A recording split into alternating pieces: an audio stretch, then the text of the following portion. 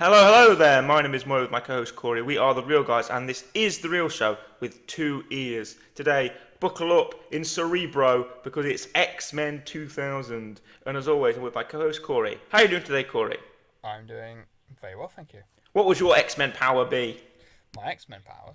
Yeah, Um, kind of anything. Teleportation, iron claws, adamantium claws, power to take other powers, laser vision, moving metal, sparkles. I would want the power to jump, To jump. so I could go in the Olympics. Right, okay. Yeah, long jump, triple jump, high Right, jump, okay. basketball. Hi, you've got the power of super jump. Is that it? Is that all you have? Yes, Okay. because I can become a very well achieved sports person and never get found out. They'll just think Right, I'm a really excellent. really good jumper, and I would not have to participate in any of the Okay, wars. so you wouldn't have like a superhero name like Mario or anything. Like Mario, Yeah, because you're jump man. jump man. Yeah, Jumpman Mario. Okay, we're talking about X-Men 2000 because there's a popular X-Men film out right now, Corey, or some would argue There it's an is X-Men film. technically yes. Deadpool and Wolverine. Have you X-Men. seen Deadpool and Wolverine? I have not. X-Men do appear in that film though. Yes, they do. Well, certain X-Men do appear in that Yeah. film. Not to spoil, obviously. We might end up. I'm going to try and force Corey to watch it. Try to force me to So, watch it. yeah, I've already seen it. I saw it last Friday. But I'm going to try and force Corey to watch it so we can review it. Because I'd really much like to review Deadpool and Wolverine because I think it's fantastic. We'll have time. We'll have time for that, I'm sure. But we can get through a few X-Men films. How about that? Hey. Yeah. Now, X-Men 2000 opens with your classic 2000s graphics. Do you like those graphics, Corey? It's nostalgia. That is. That's the noise it makes. Very Like that. good. Very good. It had you doing the whole thing. And Patrick Stewart obviously opens Beefy Stew with his opening monologue. He tells us about DNA and changing and how the mutants began. We get a pretty heavy start to the film. X-Men 2000 lets you know it's not messing around with the Holocaust. Goes straight to 1944 Poland to see the origin of Eric Lenscher, aka Magneto. Yep. And then we flash forward to the not too distant future, which is still 2000, if you're interested. And there we meet Anna Marie, as she's called, or Rogue, where you can tell she's Rogue because she has a really tiny white streak, like Rogue has. And then through the course of the film, and through the end of the film, the white streak gets bigger, so you still know she's Rogue. So my question is, why not at the start just take just take the white streak away, perhaps? Yeah. And the white streak happens in the course of this film. Why do more white streak and say, oh, she's obviously Rogue now? Yeah, but she was still Rogue before because she still had the white streak. So, don't know what to do there with that. Yeah, and that's an interesting choice. Well, it's a comic accurate choice, Corey. It is. No, I'm not saying the white streak is a bad choice. But just Oh well, again, the lessening. yeah, exactly. Like you said, should just probably do it a bit differently.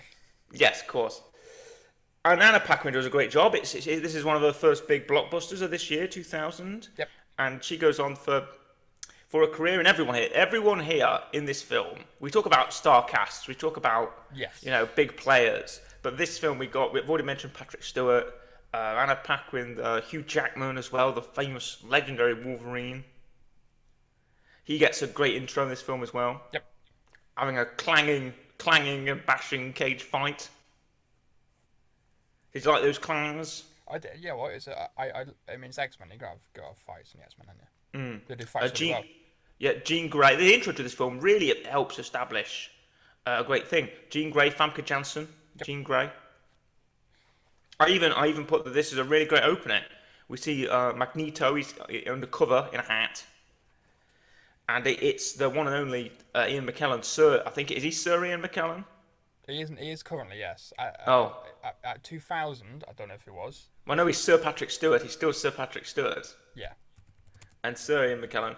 We get Rogue in a green hood pretty early. There's some comic accuracy there. Wolverine does great action scene where he cuts the gun in half. He cuts the fun in half by spoiling these bar guys. Yep. And Rogue hitches a ride with him in his truck. But however, he's interrupted by Tyler Mane by Sabretooth, by the big burly fella, hairy fella himself. Yeah, which obviously last week we did X-Men Origins Wolverine. So it's a bit of a different Sabretooth. Very different Sabretooth here, yeah, time. from the Liev Schreiber, cerebral Sabretooth, who's, very low, got the husky, intense voice, big long coat. He's really scary and up front, close, intimate, in your face. Yeah. But whereas this Sabretooth is more like, I'd say he's more of a comic accurate Sabretooth. Yeah. He's just, roaring and shouting and throwing trees and taking out Wolverine and killing guys by grabbing their back really hard. But I love this Sabretooth as well. I like both of them. Yeah. I like the Sabretooth because he have their charms. You didn't recognise Tyler Mane from anything, from Sabretooth from anything? Should I? Yeah, he's a former professional wrestler. I was going to say, you're going to tell me he's a wrestler. Yeah, he's a wrestler. Yeah, how did you know? I mean, look at him. He does have the body for it. Yeah. He worked in WCW and New Japan for a time in the 1990s, so you might have recognised Tyler Mane from that. And obviously, he returns as well. He's in Deadpool and Wolverine. He is, yes. As Sabretooth. Storm and Cyclops magically turn up. Oh yeah, we've not even mentioned Halle Berry's Storm. Halle Berry's in this, yep. Yeah. Again, the massive cast, Halle Berry. It's a really good cast. Yeah. Sabretooth is sent fleeing to Magneto's secret base, and there he meets Darth Maul. Yeah. Darth Maul was in this. Darth Maul is in this. Yeah, Ray Park. This was at a time in the 2000s when Ray Park was in everything. He was in Sleepy Hollow. He was in Phantom Menace. He was in G.I. Joe. He was in basically everything around this time, right? You couldn't get away from him. Yep. And he's Toad. Yes, he is. And yeah, we'll go on to Toad in a minute, what the Toad does. But Magneto's also got another friend who is Raven Darkholme, aka Mystique, yep. who is probably the best version of her character that we get in these X-Men films. Yeah, probably. I would probably agree with that. Also, do you have IMDb open currently? No, why? Because if you go on IMDb... Not for this film, I don't. If you go on IMDb and you go on the casting for X-Men 2000... Okay, Everyone's got, Patrick Stewart, nice headshot. Ian McKellen, nice headshot. Hold on, are we looking at their IMDb headshots in the cast? Right, I'm not there quite yet. James Marden has got a nice headshot. He's smiling and... Yep, I'm there. Oh, and Ray Park is Darth Maul. Ray Park is just Darth Maul. It's just a picture of him as Darth Maul. Yeah, he's Darth. I thought he's Darth Maul. He will never be anyone else. He's Darth Maul in this. He might as well be Darth Maul. He does that cool move with the stick at the end. Why is his IMDb picture just Darth Maul? Did you see that movie he did where he kicks the pole and he spins it like it's a lightsaber? Listen, you spend all that time learning how to use a lightsaber. Yeah. Have to use it somewhere. You don't have to show it off. And then there's just Darth Maul, Patrick Stewart, Ian McKellen, James Marden, Anna Paquin, Darth Maul. At last we reveal ourselves to the Jedi. At last we'll have revenge. Bruce Davidson. Senator Kelly. And it just carries on after Darth Maul. The thing with Toad is, when they're fighting in they go to the, this is like at the end of the film, the big fight along Liberty Island at Statue of Liberty. 3 eminent X-Men, Jean Grey, Cyclops and Storm, spend 20 minutes fighting Toad. Why can't Jean Grey just snap his mind with her powers? Why can't Cyclops just blow him into oblivion? Why doesn't Storm do the flipping lightning move earlier? They spend 20 minutes fighting Toad, who is he's an original Brotherhood of X-Men, Brotherhood of Mutants, member. He's an original Brotherhood of Mutants member, but he's kind of fairly low down on the ranking. Yeah, he's not a massive threat, I would say. Yeah, but it takes them so long to just take out Toad. Yeah. And meanwhile, Wolverine's getting his ass beat by Mystique in several ways. I think she's amazing as well. Rebecca Romaine, she was in that makeup chair for 9 hours, I think, or something like that. If you have a look at the trivia, I'm sure Corey will regale us with some trivia later, but she was in that makeup chair for so long, and I remember reading an interview where she said it made her angry how long she was in it, and she kind of used that in her character, where she was sat in the makeup chair for so long, having to sit completely still, and you can't fall asleep because you have to put all this stuff on you, and it just made her so mad, which was which sort of motivated her character. It wouldn't surprise. I can't imagine sitting down for like 9 hours and just having to do nothing. Apart from and also I've just found another piece of trivia aside from the trivia that she was kept in an isolated windowless room when not required from shooting, in order to keep the very famous Mystique look a complete secret to everyone. Don't want it to get leaked. Yeah, they don't want it to get leaked. So she was kept in basically a prison cell, a psychological prison cell. And she said that she had almost no contact with the rest of the cast. It was like I was making a different movie from everyone else. It was hell. Great. Poor Rebecca Romaine. I mean, she makes up with it because this is a fantastic performance as Mystique. She does a really good job. Yeah. She does an amazing good job. And she's the only member of the Brotherhood of Mutants who is in any way competent, because Sabretooth and Toad are just gallivanting around, failing all the time, getting beat up by the X-Men. She's the only one that seems to do anything she's the only one that's like effective. Yeah. But they're not the only. Cyclops and Storm aren't the only X-Men in town. We've also got a bunch of like small sort of cameos of other X-Men that we see in Charles's school for gifted mutants. You might notice Jubilee. Okay. Has a kind of they say Jubilee. I say Jubilee. It's a girl in a pink with pink glasses in a yellow jacket. So maybe it's not Jubilee, but maybe it is. Oh wait, hold on. I've just found a credit. She's Jubilee. There we go. Shawn Ashmore is Iceman. Yep. And he appears in other X-Men films, in X-Men 2 and 3 as Iceman. And we also get Kitty Pryde as well, who appears in a cameo as she can like go through wars and stuff like that. We've got a Stan Lee cameo as a guy buying a hot dog. We love a good Stan Lee cameo. Always good. Because Magneto's plan... Tell us what Magneto's nefarious plan is here. Give me 2 seconds. He's got a machine. He has got a machine. It's been a while since I watched this film, about a week ago when we decided we were going to do this. I watched this a few days ago, but I do have notes. So. Did you? Yeah. So you're more up on it than I am. Yeah, more up on it than I am, yeah. Magneto. I'll tell you some things that I liked about this film. Okay. There's a scene where Sabretooth is coming into Magneto's base, and Magneto is operating the perpetual motion ball thing. Where like, what are they called? They're called like where there's a row of balls and they hit each other and it goes either side. I know it's got a name. X-Men. I used to have that. I used to own that. I used to own that little trinket when I was younger. Yeah, because I was fascinated by how it worked. So I did used to own that when I was a kid. He also moves his own chair. It's a metal chair, so he can sit down. Like he reverses his chair so he can sit into it. I thought that was cool. There's a Pyro in this, but it's kind of not Pyro. Right. I don't think it's the same actor as we see in X-Men 2 and 3. But there is a kind of a Pyro in this, or a guy that can use fire. The Blackbird gets quite a bit of time. I really like the design of that. I think it was based on an actual aircraft of some description that was in secretive use. Yeah. All right, so familiarise yourself with Magneto's plan here, Corey. Yes. Also, are you on about Newton's cradle? Yes, I am. Yeah. Right. Cool. Magneto does that without the strings, and when he walks away, it like all drops because he's not thinking about it anymore. Yeah. No. Right. Okay. We got Magneto's plan. So Magneto finds out that Rogue exists. And so he has this plan where he's essentially going to try to utilise her power. What is her power? Rogue's power? Yes.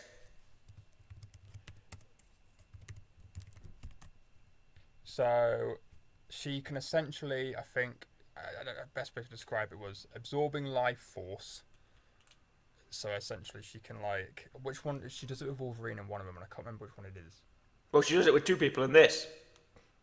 Is that this one? The start of the film is her kissing her boyfriend, and the boyfriend goes into a coma because she takes part of his life force because her power is skin-on-skin contact, which he touches you, or I don't know, brushes against you in any way. I assume She it'd be any kind of contact, yeah. takes your abilities. Yeah, exactly. She takes your abilities for a short time because she takes Wolverine's healing. She does it to Wolverine in this film, Corey. Perhaps this Yeah. is the film you saw it because when Wolverine accidentally stabs her when he's having a Weapon X dream, he accidentally stabs her with his claws, but she touches him to take his healing power to heal herself up. And I also predict, maybe I've seen this film before because I predicted that she was going to do that. I was watching this film and he has the Weapon X dream, and his claws come out, ching, and he stabs her. And I was like, oh, just touch him, Rogue, and you'll take his healing powers. I think I said that aloud. Did you and not, then did he you did not, it. like, watch this as a kid or anything like that? You told endless stories of you watching X-Men Origins when you were young. Yes, I chose to watch the shit X-Men film and not the actual good ones, I think. Because I think I have distinct memories of watching X-Men 3, so maybe that is exactly the truth. Which one's Maybe X-Men that is 3 exactly the again? truth. Well, if we end up doing the rest of the X-Men films, we'll end up watching X-Men 3 again. Let's give X-Men 2000 a rating, Corey. Oh, it's for Nightcrawler. Oh, no, it's not the Nightcrawler one.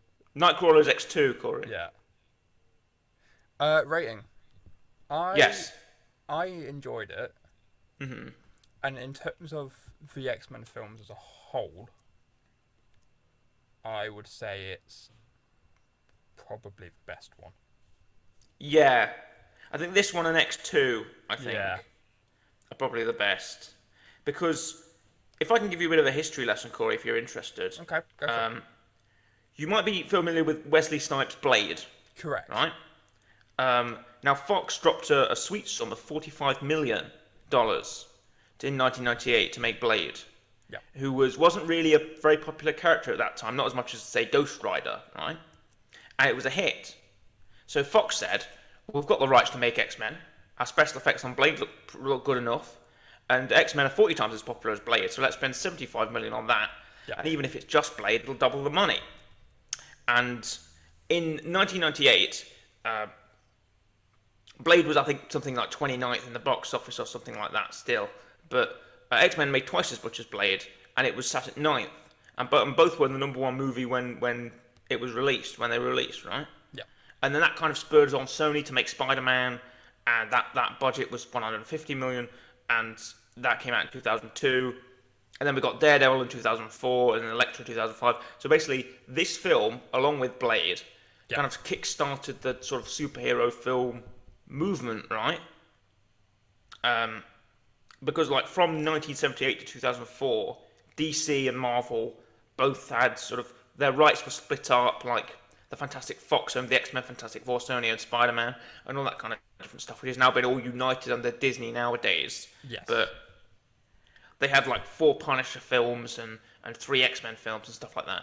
So this film really sort of kick-started the superhero movie craze, along with Blade and obviously, the Richard Donner Superman. But Richard Donner's name was attached to this and was also attached to X-Men Origins Wolverine. So it tells you something. Right, let's give X-Men 2000 a grade here. Yeah. So yeah, I think it's in terms of X-Men, it's probably the best one, at least the second best one. It's still good, it's still fun, so I'm gonna give it around about a 7.5. Right, I'm going to go pretty strong, 8.5. Okay. And now let's transition. I wonder if we get a graphic for this, Corey. We can transition into X-Men, not trivia, but X-Men Quizia. Wow.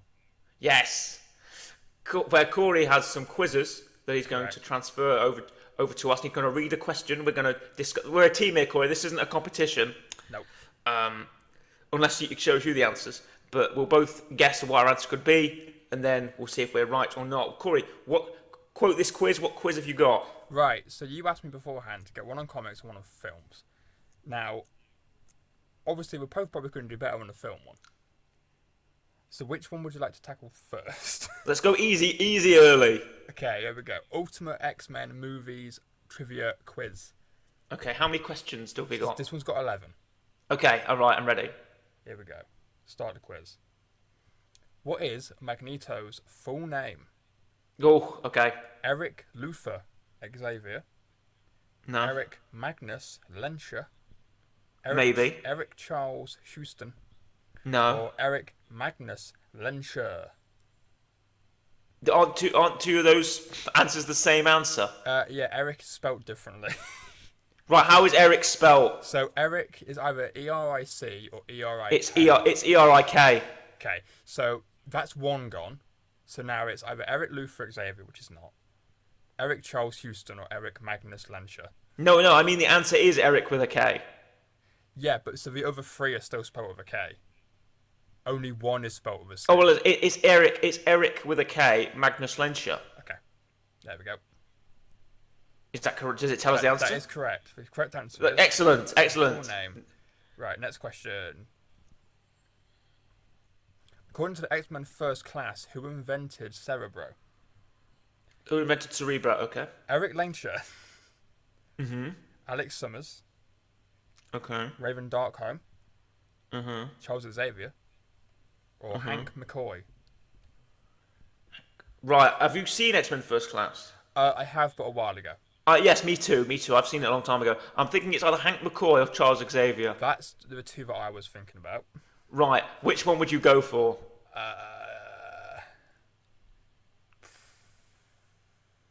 It's a 50-50 split here, Corey. Let's go old baldy. Let's go Charles Xavier. Oh, I don't think it's Charles Xavier. Even I think in First Class, he's not old.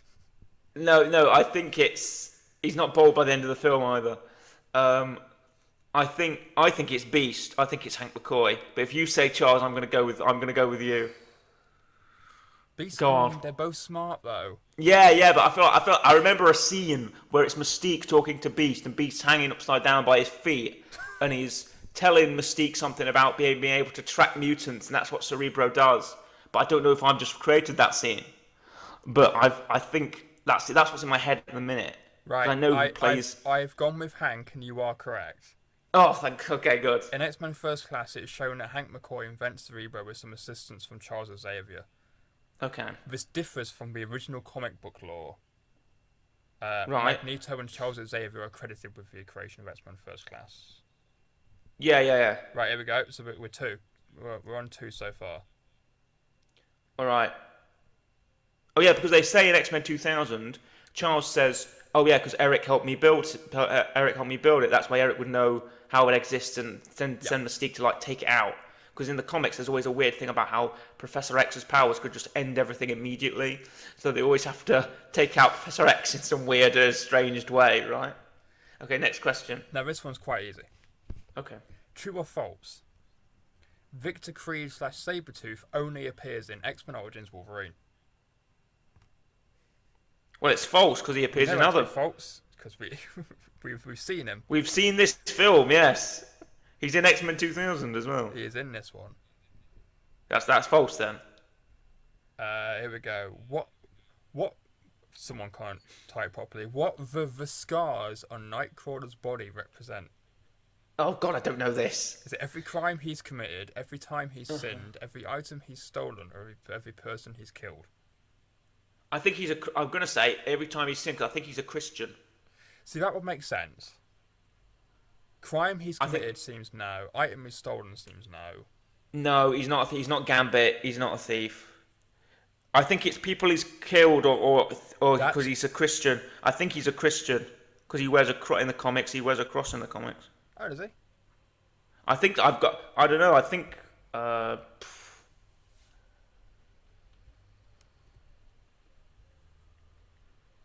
you having a look? I don't. Well, would that be a cheat? Would that be cheating? Would that technically be cheating? Okay, the image I found, he's not wearing a cross. I've made that up. Okay, right. I think. Right, then I don't know. I think he could still be a Christian. I think it could be sin. But if it's people he's killed, it could also be that. So that's my answer. I think it's one of those two. Great. And if I had to be pushed, I'd go with sinned. But let's go with that. It's your choice. We are correct. Oh, good. Okay. Yeah, I'm trying to see if it mentions anything in the feedback. Does it mention anything about him being Christian in the feedback? Okay. It might be. Right. All right, continue. Why does Magneto, or as this person's typed, why does Magneto... It sounds like a Star Wars character. Magneto. Magneto. Why does Magneto wear a helmet? Can I answer this before the options come up? Do you want to answer it before options come up? Is it to block Professor X's powers? To block Professor X's mind Right, powers? that is an option, but it could also be to prevent bullets from damaging his head, Right. to stop telepaths from controlling his mind, Yeah, that's a strong one. to look fancy, Great. or Can to we have a fancy Magneto edit pop up, Sure. please? He's in like a dress or something. That'd be cool to see. or to keep his head warm. Now we need him with a bobble hat on, fancy and like a bobble hat as well. Right, it's to block telepath powers, Yeah. please. Pretty obvious. Next. Yeah. What is the name of William Stryker's son? Oh, okay. Is it Jacob, James, Mm-hmm. Caleb, or Jason? I think it's Jason. I was going to say Jason. That was the first thing that appeared, because if we watch X2, we'll know, which we will. It is But Jason. I think it's Jason. Okay, good. Right, next. What are we on? 7. Question 7 out of 11. Okay, we're doing well. I don't think we've lost one yet. We haven't got one wrong yet. Does X-Men First Class remain true to the original trilogy and Wolverine? Yes, no, rarely. What? This is a flipping opinion question. This is This is not an open-ended, closed question. right. I'm leaning more. This is your towards- personal opinion. It is. I'm leaning more towards no because I swear everyone complains about the whole going back in time Yeah, situation. yeah, about Fox. Yeah. What did this say? Did this say First Class or Days of Future Past? Does First Class remain true to First the Class. original? Oh, I think First Class is all right actually. I think Days of Future Past is the one that kind of messes it up. Right. Yeah, but I think they're complaining about the Fox X-Men timeline is whack anyway, Yeah. right? I've just said that thing with Cerebro and Yeah. Eric and Charles. So I think they want us to put no. Well, it's yes. The no, negative option. It's People yes, are no, or rarely. people are negative people in this world, Corey. People Yeah. are down. People want to trash on the things that you love. So I think we should say no. But that's my cynical viewpoint. What do you think? Let's agree with that. Let's go with that. This could be a. Yeah, but even if we get this wrong, I'm going to say this is still a victory for us because this is an opinion question. It is wrong. Okay, The answer was it's rarely. rarely, isn't it? Oh, the median answer should never be an answer. No, Maybe should not be the correct Right. answer. I'm going to discount that one. it's fine. Now we've got two answers to the yes or no question. Okay. Are Magneto and Professor X really enemies? Ooh, this is another opinion question. This is another philosophical question. It also probably depends on when you're on about. Yeah, when you're on about what kind of viewpoint you have as to, because they're based off Malcolm X and Martin Luther King, Yeah. both of them. So it's kind of the point of they may be going towards the same goals, but they've got a different outlook on it. So these philosophical questions should not fit in a quiz. It should say, does Magneto use metal powers? Yeah. Yes or no? Is Professor X a psychic? Right, do you think they fight for the same thing? Well, I mean, What answers are we allowed? you've got yes and no, and that's it. Right. Let's go with yes, because they're both fighting for rights for freedom for mutants. Yeah, that's what I'm thinking. I'm going to say yes. It's no. Oh, these philosophical questions aren't working out well. Oh, actually, no. Right, it is no. But we are correct. But the answer is no because they are not enemies. Is the correct answer. Oh, what? Wait, hold on. I thought you said they're not enemies. Yes. Yeah, but they're fighting for the same thing, but they're doing different methods. So therefore, their forces will be opposed to one another. Yeah, but they're fighting for the so they're obviously Semantics, Corey. Okay, now next one. Which again, Right, go on. We will get this one. Okay. Yes or no? In the X-Men movies, are Sabretooth and Wolverine biological brothers? Biological brothers. Are they biological brothers?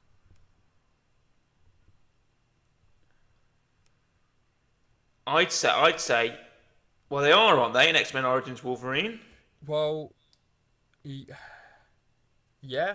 Obviously, Wolverine kills his own dad, but he doesn't know it's his dad. Yeah.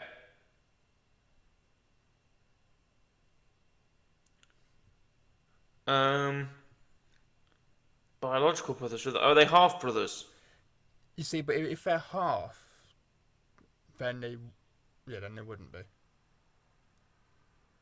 I guess. Well, if they're half brothers, then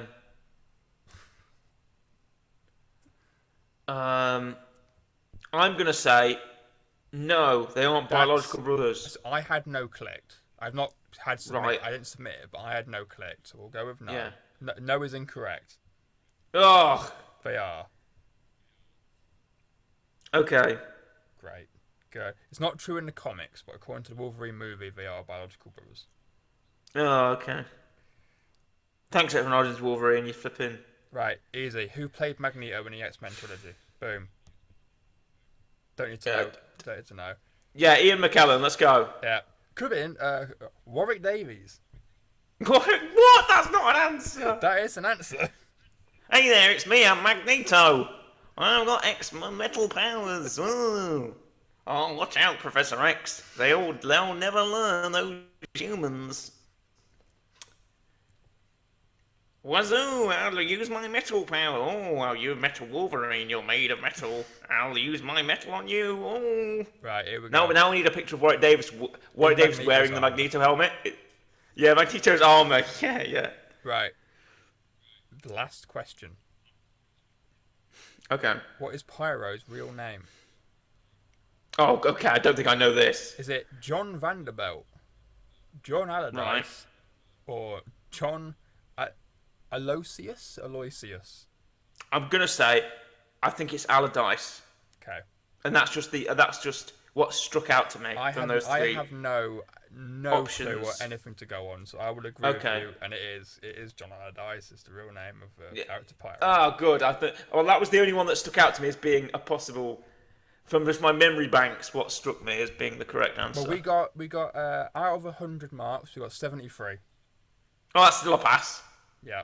That's over 50%. I'm going to say that's good. Well, cut off the philosophical questions of are they really enemies, then I think we'd be all right. For now, it is a goodbye from me, goodbye, and a goodbye from Corey. Goodbye.